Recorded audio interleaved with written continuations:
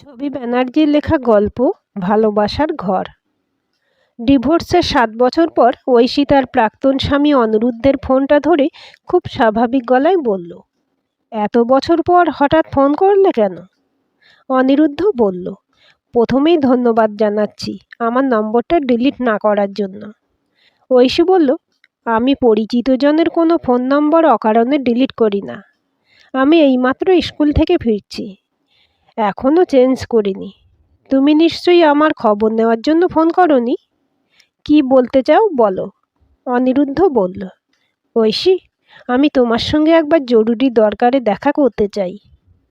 ঐশী বলে, ডিভোর্সের এত বছর পরে তোমার সঙ্গে আমার কোনো দরকার থাকতে পারে না, তবু একান্তই যদি দেখা করতে চাও তাহলে তুমি অতনু স্যারের ফ্ল্যাটে দেখা করতে পারো। এখন ওটাই আমার স্থায়ী ঠিকানা। আমি অতনু স্যারের অনেক গল্প তোমার কাছে একসময় করেছিলাম। মানুষটার সঙ্গে তোমার চাক্ষুষ আলাপ করানোর ইচ্ছেটা আমার মনে সুপ্ত ছিল। তুমি রবিবার সন্ধ্যায় এসো, আমি ঠিকানাটা পাঠিয়ে দিচ্ছি। রবিবার সন্ধ্যায় অনিরুদ্ধ অতনু স্যারের ফ্ল্যাটে এসে নক করতেই ঐশী দরজা খুলে বলল, এসো অনিরুদ্ধ, আমাদের ভালোবাসার ছোট্ট ঘরে তোমাকে স্বাগত। অনিরুদ্ধ চারিদিকে একবার চোখ বুলিয়ে দেখল ফ্ল্যাটটা নিতান্ত ছোট হলেও ছবির মতো সাজানো। অনিরুদ্ধ বলল, কিন্তু তুমি এখানে কেন? বলছি, আগে অতনু স্যারের সঙ্গে পরিচয়টা করিয়ে দিই। এই যে, ইনি অতনু স্যার। ক্লাস 9 থেকে গ্র্যাজুয়েশন পর্যন্ত ইনি আমার টিউটর ছিলেন। বর্তমান আমার স্বামী। আর 3 বছরের যে বাচ্চাটা অতনুর কোলে তোমাকে অবাক হয়ে চেয়ে দেখছে, তার নাম দেবদূত। ও আমার আর অতনুর একমাত্র সন্তান। তুমি নিশ্চয়ই খুব অবাক হয়েছ? অনিরুদ্ধ আমতা আমতা করে বলল, না, মানে আমি ঠিক মেলাতে পারছি না। কি মেলাতে পারছো না? অতনুর সঙ্গে আমার বিয়েটা, অতনুর আর্থিক অবস্থানটা, নাকি আমার মা হওয়াটা? তোমার মনে আছে অনিরুদ্ধ, বিয়ের 7 বছর পরেও যখন আমি মা হতে পারলাম না, তখন তোমার বাবা মা সোচ্চারে আমার একা ত্রুটি বলে হা হুতাশ করতেন। তুমিও একটা সন্তানের জন্য মুখে কিছু না বললেও মনে মনে ক্রমশ বিষণ্ণ হয়ে যাচ্ছিলে, অথচ কোনো ডাক্তারের সঙ্গে কনসাল্ট করার প্রয়োজনটুকু মনে করনি। আমি বাচ্চা অ্যাডপ্ট করার কথা বলতে তোমরা 3 জনেই তীব্রভাবে বিরোধিতা করেছিলে। ঐশী একটু থেমে বলল, তারপর মাস 3 হয়নি, একদিন আমার কাছে এসে কিছুক্ষণ এটা ওটা কথা বলার পর আমার কাছে ভিখিরির মতো মিউচুয়াল ডিভোর্স দিতে বললে। সেদিন আমি মনে মনে কষ্ট পেলেও নিঃশর্তে তোমার প্রস্তাব মেনে নিয়েছিলাম। আসলে আমারও আর ভালো লাগছিল না তোমার বাবা মার বংশধরের জন্য হা হুতাশ, এবং তার জন্য প্রত্যক্ষভাবে আমাকে দায়ী করা। তোমার অতিমাত্রায় শীতল ব্যবহারে আমি ক্রমশ একা হয়ে যাচ্ছিলাম। যদি বিএডটা কমপ্লিট করে বিয়েটা করতাম তাহলে হয়তো স্কুলে চাকরির একটা চেষ্টা করতে পারতাম। ওই জন্যই বাবা বলেছিল, তুই নিজের পছন্দে বিয়ে করতে চাইছিস যখন, তখন আমি আপত্তি করব না, কিন্তু বিয়ের পর লেখাপড়াটা ছাড়িস না। যতই বড়লোক শ্বশুরবাড়ি হোক, মেয়েদের স্বাবলম্বী হওয়াটা খুব দরকার। আমিও সেই সময় আবেগে ভেসে গিয়েছিলাম। তোমার সঙ্গে কাটানো এক একটা মুহূর্তের মধ্যেও আমি মণিমাণিক্য খুঁজে পেতাম। ভেবেছিলাম জীবনটা এইরকমই হাসি আনন্দের মধ্যেই কেটে যাবে। তাই লেখাপড়া করে চাকরি করার কথাটা মাথা থেকে বেরিয়ে গিয়েছিল।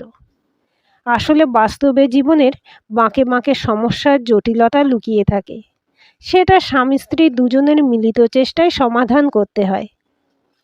তোমার সঙ্গে আমার যোগাযোগ হয়েছিল কলেজের 2nd ইয়ারে পড়ার সময়, আমার এক বান্ধবীর জন্মদিনে। সেই তার মাসতুতো দাদার সঙ্গে আমার আলাপ করিয়ে দিয়েছিল। সেই আলাপ প্রেমে পরিণত হতে খুব দেরি হয়নি।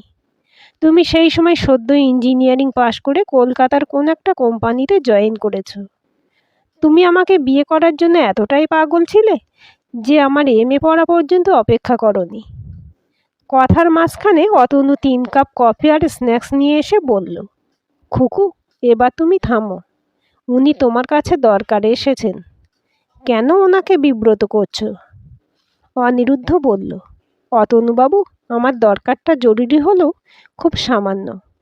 ওর তো আজ বলারই দিন, ওকে বলতে দিন। আপনাদের ভালোবাসার ঘরে ও সুখী হবার ম্যাজিকটা আমিও শুনতে আগ্রহী। কিছু মনে করবেন না অতনুবাবু। আসলে ঐশী যে স্ট্যাটাস ও জীবনযাপনে অভ্যস্ত, সেটা থেকে বেরিয়ে আসাটা আমার কাছে বেশ আশ্চর্যের বলে মনে হচ্ছে। অতনু বলল, আপনি ঠিকই বলেছেন। খুকুদের বাড়িতে 4-5 জন কাজের লোক। ওর বাবা প্রতিষ্ঠিত ব্যবসায়ী, মা হাই স্কুলের অবসরপ্রাপ্ত শিক্ষিকা, 2 দাদা উচ্চ পদে চাকরি করে, 2 বৌদি একজন স্কুলে অন্যজন অফিসে চাকরি করে। খুকু বিয়ের আগে আর বিয়ের পরেও বিলাসবহুল জীবনে অভ্যস্ত ছিল। আমার সঙ্গে ওদের আকাশ পাতাল পার্থক্য। আমার এই 2 কামরার ছোট ফ্ল্যাট আর স্কুলে শিক্ষকতা করা ছাড়া আর কোনো যোগ্যতাই নেই। মায়ের দুরারোগ্য ক্যান্সারে আমার সঞ্চিত টাকাও প্রায় শূন্য। আমি অত্যন্ত সাধারণ একজন। খুকুর সঙ্গে আমার বয়সের তফাৎটাও 10 বছরের। তারপরেও খুকুর সঙ্গে আমার বিয়ে হওয়াটা তো আশ্চর্যের ব্যাপার বটেই। আপনি বরং খুকুকে জিজ্ঞেস করুন, ওই ঠিক বলতে পারবে কেন সে আমার মতো অতি সাধারণ একজন জীবনসঙ্গী নির্বাচন করলো। আমার 3-4টে কাজের লোক রাখা তো দূরের স্থান। ছেলেটাকে দেখাশোনা করার জন্য একটা মাত্র মাসি আছে, সেই বাইরের কাজকর্ম আর বাচ্চাটা দেখাশোনা করে। খুকুর অসুবিধা হবে বলে একটা রান্নার মাসি রাখতে চেয়েছিলাম, খুকু রাখতে দেয়নি, তাই রান্নাটা আমরা দুজনে মিলেই করি। ঐশী বলল, অতনুর সঙ্গে সুখী হবার ম্যাজিকটা আমিই তোমাকে বলবো। তার আগে কিছু কথা বলবো। তোমার সঙ্গে মিউচুয়াল ডিভোর্সে রাজি হয়ে বাড়ি ফিরে বাবা মাকে বললাম, বাবা, আমি অনিরুদ্ধকে মিউচুয়াল ডিভোর্স দেব ঠিক করেছি। বাড়ির সবাই আকাশ থেকে পড়ার মতো মুখ করে বলল, তুই কি আমাদের সঙ্গে ঠাট্টা করছিস? না বাবা, এটা আমার সিদ্ধান্ত। মা বলল, বিয়েটা কি ছেলে খেলা? বিয়ের এত বছর পরে কি এমন হলো যে এত বড় সিদ্ধান্ত নিতে হলো? মা, অনিরুদ্ধর কাছে আমার আর কানাকড়ি দামও নেই। সম্পর্কহীন মানুষের সঙ্গে আমি আর একসঙ্গে থাকতে পারবো না বলে এই সিদ্ধান্ত নিয়েছি। বাবা একটু নরম সুরে বলল, আমি বুঝতে পেরেছি খুকু। দেখ মা, বাচ্চা কাচ্চা অনেকেরই হয় না। অনেকেই একটা কেন, অনেক সময় 2টো বাচ্চাও অ্যাডপ্ট করে। এই যুগে এটা কোনো সমস্যাই নয়। তোরা মাথা ঠান্ডা করে একটা বাচ্চা অ্যাডপ্ট কর। এখন থেকে চেষ্টা করলে 1-1.5 বছরের মধ্যেই হয়ে যাবে। অ্যাডপ্ট করা যে সবাই পছন্দ করে তা তো নয় বাবা। আমি ডিভোর্স পেপারে সই করে দিয়ে এসেছি। বাহ, চমৎকার! খালি হাতে এসেছিস নিশ্চয়ই? না বাবা, ওরা তোমাদের দেওয়া সব গয়নাগুলো ফেরত দিয়েছে। আর অতগুলো নগদ টাকা? ঐশী বলল, বাবা, বিয়েটার লেনদেনের সম্পর্ক নয়। ওরা নিজে থেকে গয়নাগুলো না দিলে সেগুলোও আমি নিতাম না। বাবা বলল, অবশ্যই লেনদেনের সম্পর্ক, না হলে এত তুচ্ছ কারণে সব ভালোবাসা উবে যায় না। ওরা ফার্নিচার ও আনুষঙ্গিক জিনিসপত্রের জন্য মোটা অঙ্কের টাকা কায়দা করে দাবি করেছিল। ওই টাকাটা থাকলে তোরই উপকার হতো। তাই এখন কি করবি? বিয়েটা তো তুই তোর পছন্দে করেছিলি, লেখাপড়াটাও শেষ করিসনি। এই বয়সে কেঁচো গুন্ডুস করে চাকরি পাবি ভেবেছিস? তোর ভবিষ্যৎ কি হবে? আর আমরাই বা সমাজে মুখ দেখাবো কেমন করে? 2 দাদা বলল, বাবা, শুধুমাত্র এই কারণে কেউ মিউচুয়াল ডিভোর্স দেয় না। এর মধ্যে অন্য গল্প আছে। খুকুকে সেটা বলতে বলো। ঐশী বলে, যে গল্পই থাকুক, অনিরুদ্ধের আমার প্রতি ভালোবাসা নেই, এটাই মূল কথা। বাবা বলল, তাই বলে তুই তোর অধিকার এত সহজে ছেড়ে দিবি? অনিরুদ্ধ কি তোকে মানসিক বা শারীরিক কষ্ট দেয়? না বাবা, সে বরং অতিমাত্রায় ভদ্র। কিন্তু বাবা, অধিকারটাই কি সব? যেখানে ভালোবাসা সম্পর্কের কোনো মূল্য নেই, সেখানে শুধু অধিকারের জন্য থেকে যাব? অতনু স্যার স্কুলে পড়ায়। বেপাড়ায় অতনু স্যার নামে পরিচিত হলেও উনি আমার কাছে ছিলেন অতনুদা। আমরা দুজন প্রায় অসমবয়সী বন্ধু ছিলাম। অতনুদার কথায় আমি ইংরেজিতে অনার্স নিয়ে ভর্তি হয়েছিলাম। ছোটবেলায় পড়া না পারার জন্য অতনুদার হাতে অনেকবার চড়-থাপ্পড়ও খেয়েছি। আমি ছোট থেকে আমার সব তুচ্ছ তুচ্ছ ঘটনাও অতনুদাকে শেয়ার করতাম। অথচ আমি কোনোদিন জানতেই পারিনি ঠিক কবে থেকে অতনুদা আমাকে অন্য চোখে দেখতে শুরু করেছে। যেদিন অতনুদা স্কুলে চাকরিটা পেয়েছিল ঠিক সেই দিনই তোমার সঙ্গে আমার প্রথম আলাপ ও মুগ্ধতা, প্রথম দর্শনে প্রেম, এটা শুনেছিলাম। কিন্তু তোমাকে দেখে আমার মনেও সেই রকম একটা অনুভূতি তৈরি হয়েছিল। অতনুদা যখন মিষ্টি নিয়ে তার চাকরি পাওয়ার খবরটা আমাদের বাড়িতে দিতে এসেছিল, তখন সে আমার কাছ থেকে সামান্য ইঙ্গিত হয়তো আশা করেছিল। এটা অবশ্য আমার অনুমান। দীর্ঘদিন ধরে তার ভালোবাসা নিরুচ্চারিত ছিল। হয়তো কোনো প্রত্যাশা ছাড়াই সে নিঃশব্দে আমাকে একতরফাই ভালোবেসেছিল। আমি সেদিনই তোমার সঙ্গে আমার আলাপ ও মুগ্ধতার কথা অতনুদাকে জানিয়েছিলাম। সব শুনে অতনুদা হাসি মুখে বলেছিল, এ তো খুব খুশির খবর রে, কিন্তু গ্রাজুয়েশন কমপ্লিট না করে বিয়ের সিদ্ধান্ত নিস না খুকু। তারপরেও লেখাপড়াটা ছাড়িস না। তোকে আমি নিজে হাতে তৈরি করেছি। আমি তোকে স্বাবলম্বী দেখতে চাই। সত্যি বলতে অতনুদার উৎসাহেই আমি বিভিন্ন জায়গায় ইন্টারভিউয়ের সঙ্গে সঙ্গে ইংলিশ মিডিয়াম প্রাইভেট স্কুলগুলোতেও ইন্টারভিউ দিই। 1.5 বছরের অক্লান্ত চেষ্টায় একটা স্কুলে চাকরি পাই। আর তখনই সিদ্ধান্ত নিই আমি আর বাবা মার গলগ্রহ হয়ে এখানে থাকবো না। মাসখানেক পর এক রবিবার আমি অতনুদার ফ্ল্যাটে এসে বললাম, অতনুদা, আমি কাল থেকে তোমার ফ্ল্যাটে থাকবো। অতনুদা বলল, তুই কি সাত সকালে আমার সঙ্গে ইয়ার্কি মারতে এসেছিস? কি হয়েছে তোর? বাড়িতে ঝগড়াঝাটি করেছিস? না, কিছুই হয়নি। ওখানে সবাই আমাকে গেস্টের মতো ট্রিট করে। আমি ওদের বোঝা হয়ে থাকতে চাই না। অতনুদা বলল, এখানে কোন পরিচয়ে থাকবি? কেন, স্বামী স্ত্রীর পরিচয়ে থাকবো? তোর কি মাথা খারাপ হয়েছে? তুমি বুকে হাত রেখে বলো তো, তুমি আমাকে ভালোবাসো না? খুকু, সব ভালোবাসার পরিণতি হয় না। যে ভালোবাসতে জানে সে ভালোবাসার মানুষের জন্য ত্যাগও করতে পারে। তুই তো এখন নিজের পায়ে দাঁড়িয়েছিস, তুই নিজেকে বোঝা ভাবছিস কেন? ঐশী বলল, বুঝেছি, তোমরা সব পুরুষরাই সমান।